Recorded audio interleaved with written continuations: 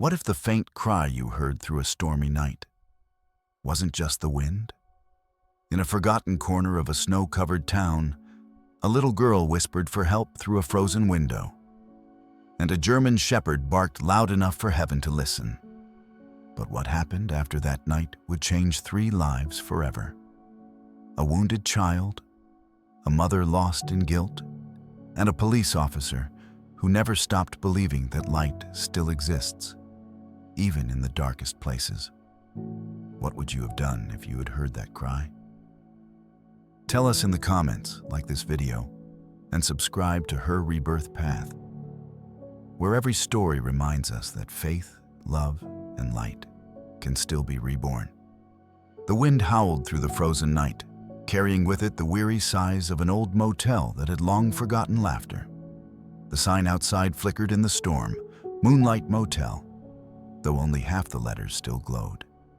Inside, rooms stood quiet, their thin walls soaked with the cold and secrets they could not hold forever. It was close to midnight when Henry Jenkins, a retired truck driver with aching knees, stepped outside his unit to dump a small bag of trash. The storm bit into his face, forcing him to hunch his shoulders. Then he heard it, faint, uncertain, almost swallowed by the wind. Help. He froze. The snow hissed around him. Maybe a stray cat, he thought. But then came another sound, higher, desperate, undeniably human. Please, help me. Henry turned toward the second floor. A flicker of movement, a small hand against the frost-glazed window of room 204. The porch light caught the outline of a child's face, pale and trembling. Oh, dear Lord. He dropped the trash and ran back inside, dialing 911 with shaking fingers. There's a little girl trapped up there. She's bleeding, I think. Her face is all red. Please hurry. By the time he stepped outside again, blue lights were already cutting through the storm. The patrol car pulled in hard, tires crunching through slush. Officer Mark Turner stepped out, a tall man in his early 40s with steady eyes and the kind of calm honed by years of seeing too much. Beside him leapt his partner, Ranger, a 5-year-old German shepherd whose breath puffed white in the air. Henry waved them toward the building. Second floor, room 204. Mark's flashlight sliced through the snow as he climbed the stairs, boots echoing on the metal steps. When he reached the door, he tried the knob. It was unlocked. Inside, a single lamp flickered weakly, revealing overturned furniture, shattered glass, and the echo of something terrible that had already happened. Police, Mark called, voice steady but firm. Is anyone here? Ranger sniffed the air, whining low. The room smelled of metal and fear. From the corner came a faint whimper. Mark turned, spotting a figure half hidden beneath a torn blanket. A girl, maybe 10 years old, crouched on the floor. Her hoodie was soaked with melting snow, her lips blue, eyes wide like she'd forgotten how to trust. It's okay, he said softly, kneeling a few feet away. You're safe now. I'm here to help. Ranger lay down slowly, tail brushing the floor, as if to show her he meant no harm. The girl didn't move, but her eyes darted to the door and back again, terrified. Mark reached out his hand. What's your name? Her lips parted, but no sound came, only a trembling exhale. He noticed her wrist, red marks, old and new, and the way she flinched at every creak of the wind. It's all right, Mark whispered. No one's going to hurt you. Very slowly, she crawled toward him. When her hand touched his glove, her body seemed to fold with exhaustion, her eyes fluttering closed. Mark caught her just before she collapsed. I've got you, he murmured. Outside, the sirens grew louder, an ambulance cutting through the storm. Mark carried her down the narrow stairs, Ranger circling below like a guardian angel in fur. As they stepped into the light, snow swirled around them in silver ribbons. The girl stirred weakly in his arms, her breath shallow but steady. "Hold on, sweetheart," he said. "You're going to be all right." The ambulance doors opened, and warm light spilled onto the snow. Mark laid her gently inside. Ranger barked once, a sharp, loyal sound that echoed through the night. And somewhere behind them, high on the second floor, the broken window creaked open wider, as if the wind itself had been listening all along. When no one comes through the door, sometimes light finds its way through the window instead. The hospital ride blurred into sirens and snow. Lily slept through most of it, her face pale beneath the oxygen mask. Mark followed the ambulance in silence, Ranger's head resting on his knee, the dog's eyes fixed on the flashing lights ahead. By the time they reached St. Mary's Hospital, the night had begun to fade into gray dawn. Nurses rushed to meet them, lifting the child onto a stretcher. Mark stayed long enough to give his report, then lingered in the waiting area with Ranger curled beside his boots. The ER doors opened a few minutes later, and a doctor approached. "She'll need scans," she said gently. "Head trauma, dehydration, but she's strong. Whoever found her saved her life." Mark nodded, watching the snow melt off his gloves. A neighbor called it in. "He's the real hero tonight." "Still," the doctor smiled faintly, "someone carried her through a storm. That matters." Ranger gave a low bark, as if agreeing.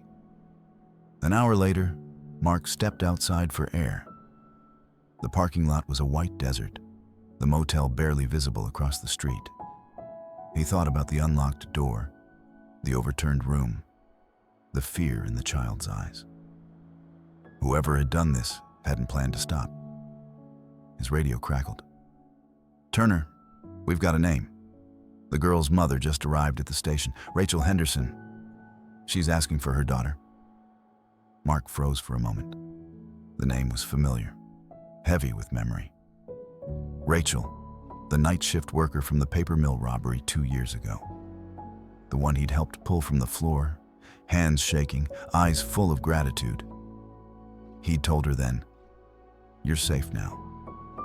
Funny how promises echo back when you least expect them. He looked toward the hospital window. Ranger sat beside the automatic doors, ears perked, snowflakes clinging to his fur. Inside, Lily was still unconscious, but breathing evenly. "Stay with her," Mark whispered to the dog. "She trusts you." Ranger lay down near the bed, head resting gently on his paws. When Mark returned to the station, dawn had turned the snow gold. Rachel sat in the lobby, hair tangled, face streaked with tears. When she saw him, recognition flickered in her eyes, then confusion. "Officer Turner?" He nodded softly. "We meet again." Her voice trembled. "It's my daughter, isn't it? They said she's alive?" "She's safe," Mark said. "She's at St. Mary's. The doctors are with her now." Rachel pressed her hands to her mouth, shaking. "Oh, thank God." But behind the relief, Mark saw something else, a shadow, the same one he'd seen in Lily's eyes. Guilt, denial, fear. As Rachel rose, clutching her coat, Mark glanced down at his notepad. There were still questions, far too many. Why had the door been unlocked? Why was the hammer missing when the room was searched later?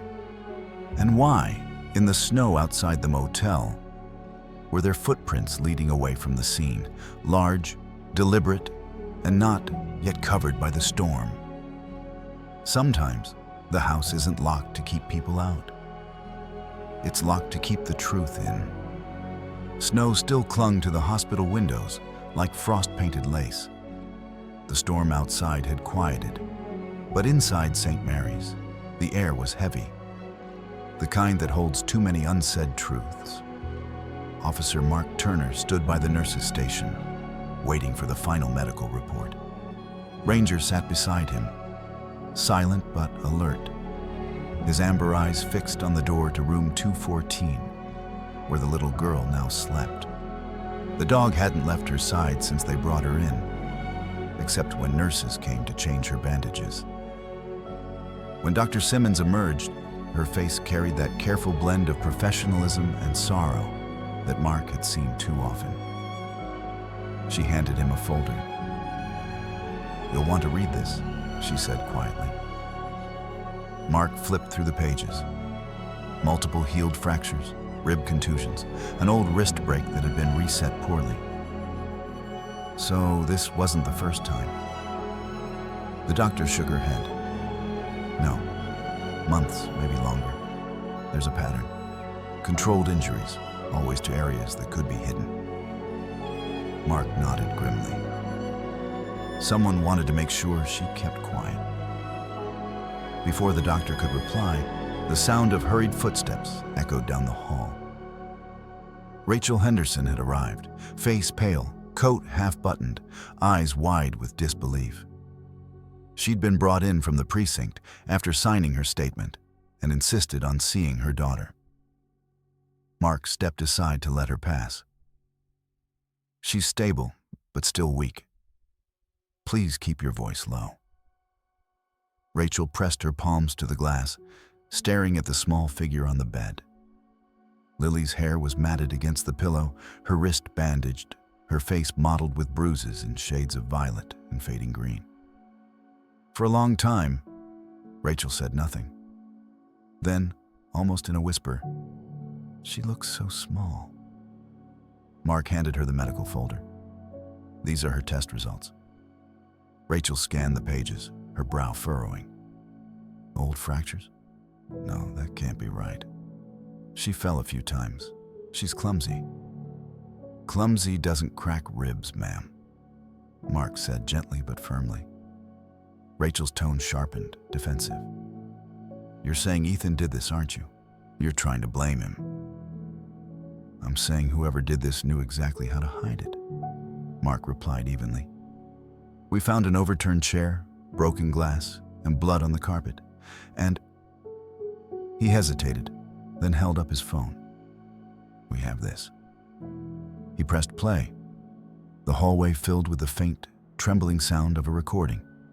A child crying, a man shouting, then the dull, sickening thud of something striking flesh.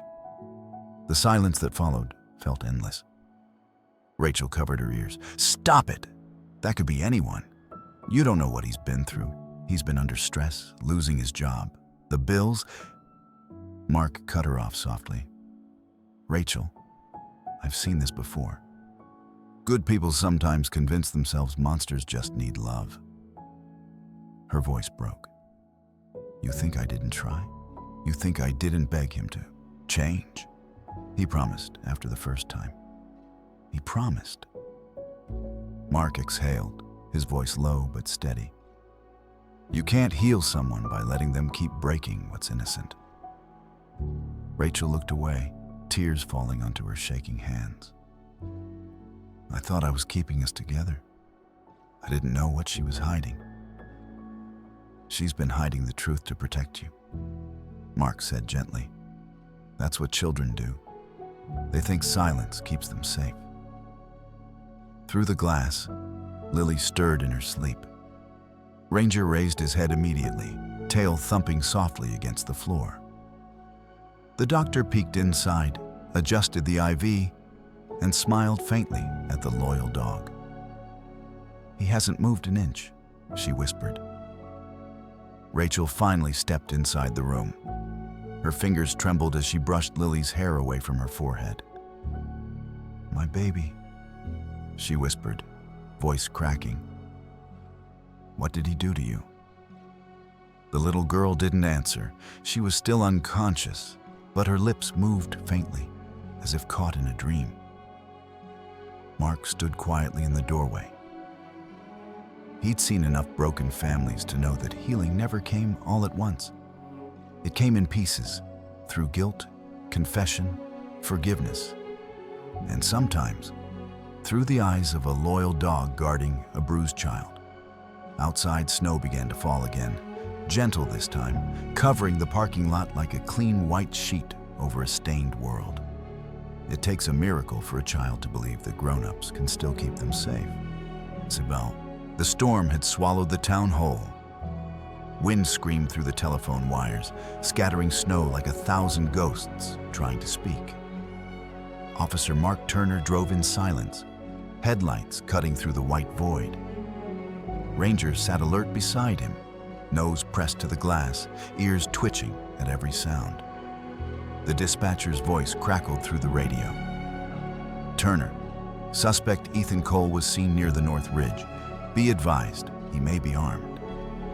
Mark tightened his grip on the steering wheel.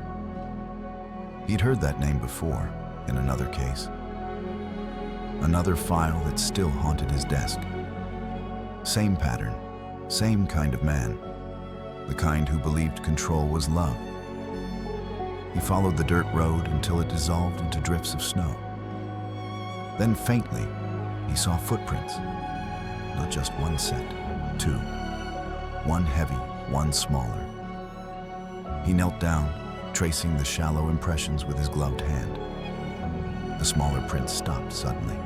The larger ones continued toward the woods. "Ranger," he murmured. "Track." The dog sniffed the snow, then took off ahead, weaving through skeletal trees. The trail led to a clearing where an old hunting cabin stood, barely upright under the weight of snow.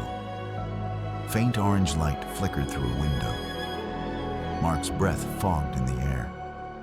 "Dispatch, I've got eyes on a structure. Could be the target. No movement yet." "Copy that, Turner. Units are en route." He turned off his radio. Every instinct told him this was the place. The same smell of fear that clung to every scene where innocence had been broken. Mark crept closer. Through the frosted glass, he saw shadows moving. One pacing, one sitting slumped in a chair. The slumped figure didn't move. He inched around the side, boots crunching softly. Then, a sound. A single match struck inside. Light bloomed. The cabin flared orange from within. Mark's heart seized. "No!" He kicked the door open just as the flames licked across the walls. A stack of papers, photographs, reports, drawings, all burning. He rushed forward, coughing through smoke, trying to smother the fire, but the air was already too hot. The figure in the chair, a dummy stuffed with rags and a coat. A trick. "Ranger!" The dog barked furiously near the back door, scratching at a half-open window. Mark ran outside, just in time to see footprints leading away, vanishing into the blizzard. Then came the explosion. The cabin went up in a burst of light, flames climbing into the storm. Mark and Ranger dove behind a snowbank as shards of burning wood rained down. The shockwave rolled through the hills, then faded into silence. When Mark stood again, the cabin was gone, a heap of smoldering ash. Only the wind remained, carrying the faint echo of a man's laughter. "Turner to dispatch," Mark said hoarsely. "The suspect's not in the building. I repeat, Ethan Cole is still out there." Ranger whined softly, snow clinging to his fur. Mark looked out, into the storm, where the white met the dark. Somewhere, beyond sight, the man they were hunting had vanished into the endless night. Sometimes the deadliest ghosts aren't gone. They're just waiting for the next storm. Dawn was still hours away, but the snow had begun to thin. The storm's voice was softer now, tired, almost human. Mark and Ranger trudged across the field where the cabin once stood, following a faint trail of blood through the drifts. Each step sank deep into the frozen ground, each breath clouded in white. "Come on, boy," Mark whispered. "He's close." Ranger's nose caught the scent first. He barked once, low and certain, and darted toward a cluster of pine trees. There, half buried beneath fallen branches, was Ethan Cole. His coat was torn, his face pale and blistered from frostbite. The fire that had burned so fiercely in him was gone now, replaced by a hollow exhaustion. Mark crouched a few feet away. "It's over, Ethan." Ethan didn't look up. "You should have let it burn," he murmured. "There's nothing left to save." Mark shook his head. "You're wrong. There's a child who will wake up tomorrow because of you being stopped, that's enough."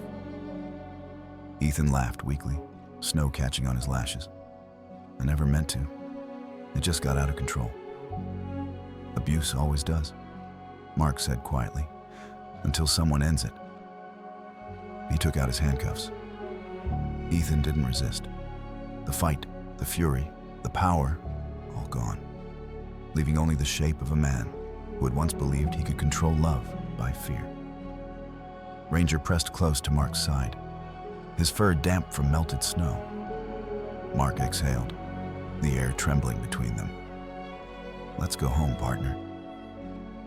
When they reached the patrol car, the horizon had begun to change. A pale pink glow stretching across the edge of the sky. The kind of light that didn't shout, just whispered, "You made it through the night." Mark sat in silence for a moment, watching the dawn rise over the frozen town. He thought of Lily in her hospital bed, of the quiet courage it took for a little girl to open a window and ask for help. He smiled faintly. "She found the light first," he said. Ranger wagged his tail, resting his head on Mark's lap. The sun broke through the last veil of cloud, casting gold over the snow. The field that once held a ghost now shimmered with something new. Not fire, not fear, but peace. Sometimes, light comes not after the storm, but because of it. The snow outside St. Mary's had turned to a gentle drizzle, soft flakes drifting like feathers under the pale hospital lights. It was quiet now, the kind of silence that feels sacred after too much fear. Inside room 214, a small lamp glowed beside Lily's bed. Machines hummed softly, steady as a heartbeat. Ranger lay curled at her side, his fur pressed against the white sheets, his eyes half closed, but always watching.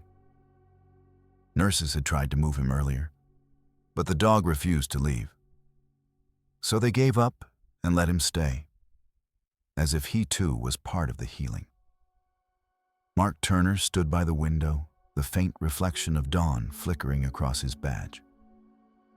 He'd spent the night in the hallway just listening to the monitors, to the wind, to the fragile rhythm of life continuing. When Lily stirred, her eyelashes fluttered like the wings of a waking bird. Her small voice came out as a whisper. "Am I still here?" Rachel Henderson was at her side in an instant. "Yes, sweetheart. You're safe now. You're home." Her voice trembled on the last word, as though she wasn't sure what home meant anymore. Lily's gaze moved toward Ranger. The dog's tail gave one slow wag before he laid his head back down, sighing through his nose. A faint smile crossed her lips. He stayed. Mark stepped closer, his tone gentle. "He doesn't give up easily." Rachel turned toward him then, eyes swollen from nights of tears, makeup long washed away. "I don't deserve her forgiveness," she said softly. "Or his."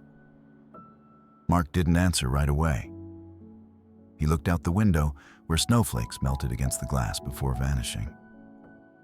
"Forgiveness isn't something we deserve," he said finally. "It's something we grow into." Rachel bowed her head, holding her daughter's hand. "I should have seen it. All those nights, all those bruises. I kept telling myself things were getting better." "They weren't your lies," Mark replied. "They were his. And sometimes the people who love hardest are the ones most easily blinded by hope." Lily's small hand tightened around her mother's. "Mom, can I go home soon?" "Yes, baby. Rachel whispered. "But we'll find a new home, a place where windows open and light comes in." Mark smiled faintly. "That sounds like the perfect kind of place." Hours passed. The nurses changed shifts. The snow stopped. And in the stillness of that afternoon, something unspoken shifted. The room no longer felt heavy. It felt alive. When Rachel stepped out to sign paperwork, Lily reached for the small sketchbook on her bedside table. With her left hand still wrapped in gauze, she began to draw. Slow, deliberate strokes. Mark watched from the chair across the room. "What are you drawing, kiddo?" She didn't look up. "A window," she said softly. "And Ranger, he's barking at the snow." Mark's chest ached in the best kind of way. "Why barking?" "To tell the world I'm still here." He blinked hard, turning away so she wouldn't see the tears in his eyes. When Rachel returned, she froze at the sight of the sketch. A window wide open, a night sky swirling with snow, and a German shepherd howling at the stars. She knelt beside the bed, stroking her daughter's hair. "It's beautiful, Lily." Lily smiled faintly. "It's what I prayed for, that someone would hear me." Rachel looked up at Mark. "She always sat by the window at night," she whispered. "I thought she was just watching the snow." Mark placed a gentle hand on the windowsill, the glass cool under his palm. "Sometimes," he said quietly, "miracles don't come from heaven. They come from those who still believe light exists, even when everything else goes dark." The room fell silent again, but it was a peaceful silence now, the kind that holds warmth instead of fear. Outside, a ray of sunlight pierced the clouds, reflecting off the frost on the glass. It landed across Lily's drawing, making the window in her picture glow. Ranger lifted his head and barked once, just once, as if answering the light itself. And for the first time, Rachel didn't cry. She smiled. Because sometimes, a prayer isn't spoken with words, but with the courage to open a window. A year had passed since that winter storm, the one that nearly took everything, but instead gave them something new. The snow still came each December in Milford, but now, for Lily, it no longer whispered fear. It glittered, gentle, forgiving, like a curtain of grace. That morning, the city hall buzzed with quiet pride. The local police department had gathered for the annual service awards, an ordinary ceremony made extraordinary by the people it had brought together. Mark Turner stood near the back, uncomfortable in his dress uniform, his badge catching the light. Rachel was beside him, no longer the frightened woman he'd met that night. Her hair was shorter now, her eyes clearer. She wore a simple pin on her blouse, the logo of the Children's Protection Center, where she now volunteered. Every Thursday, she read to children who were learning how to feel safe again. And beside them, Ranger sat proudly, his therapy vest neat and blue. The children in the front row whispered to each other excitedly, "That's the dog from the news?" But Ranger stayed perfectly still, tail sweeping once, like a quiet wave.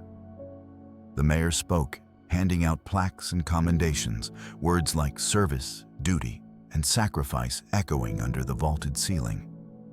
But the moment everyone waited for came at the end, when a small girl in a pale yellow dress stepped up to the podium, clutching a folded sheet of paper. Lily Turner. Her name had changed now, officially.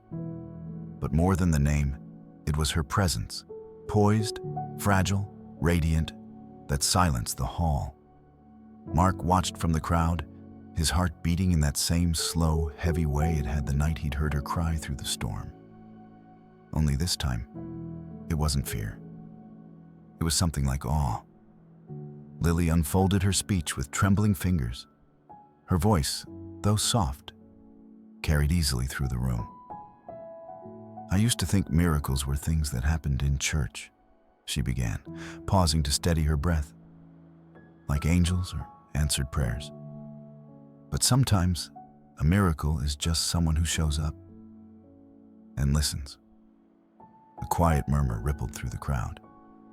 She looked toward Ranger, who wagged his tail as if understanding every word.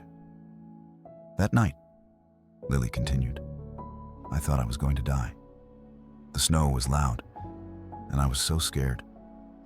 I prayed, but I didn't think anyone could hear me. Then, I saw the lights. I saw him, Officer Turner, and a dog who barked until the door opened. Her voice caught for a moment, and Rachel, sitting in the front row, pressed a hand over her mouth, tears glimmering. God didn't just send help, Lily said, her eyes lifting toward Mark. He sent a family. There was a stillness that felt holy. For a moment, even the air seemed to pause. Mark swallowed hard, his throat tight. He had faced criminals, fire, loss. But nothing had ever undone him like hearing that word from her lips. Family. Lily smiled then, the kind of smile that breaks through years of shadow. I don't remember much about that night, she said softly, except the sound of Ranger barking. Now, when I paint, I always draw him and a window, because that's where I saw the light first.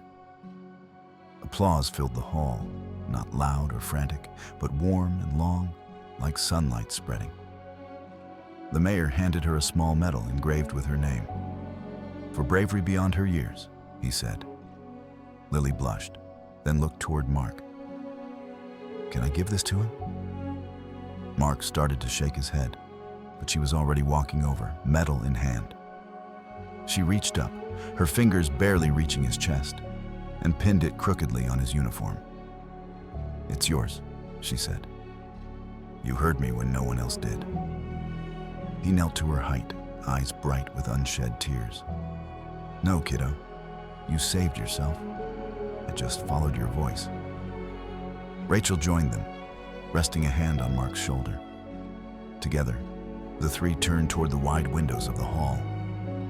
The afternoon light streamed through, golden, gentle, endless. Ranger barked once, his tail thumping against the polished floor. And for a fleeting second, it felt as though heaven itself had opened, casting one beam of light over them all. The man who answered, the mother who learned to see, and the child who once called for help and found home instead. The door of light had never really been in the sky. It was the one they opened within each other. There are moments when the world goes silent, when prayers feel unanswered, and the night stretches endlessly. But even then, God's light waits behind the smallest window, ready to enter if we dare to open it. And that's the miracle. Not that storms stop, but that love keeps knocking, that faith survives even when we are too tired to believe. If Lily's story touched your heart, let it remind us all. Kindness saves lives, one small act at a time. Share this story, leave a comment, and subscribe to her Rebirth path to help spread hope to those still searching for their light. May God bless every soul who watches, and may His light find you when you need it most.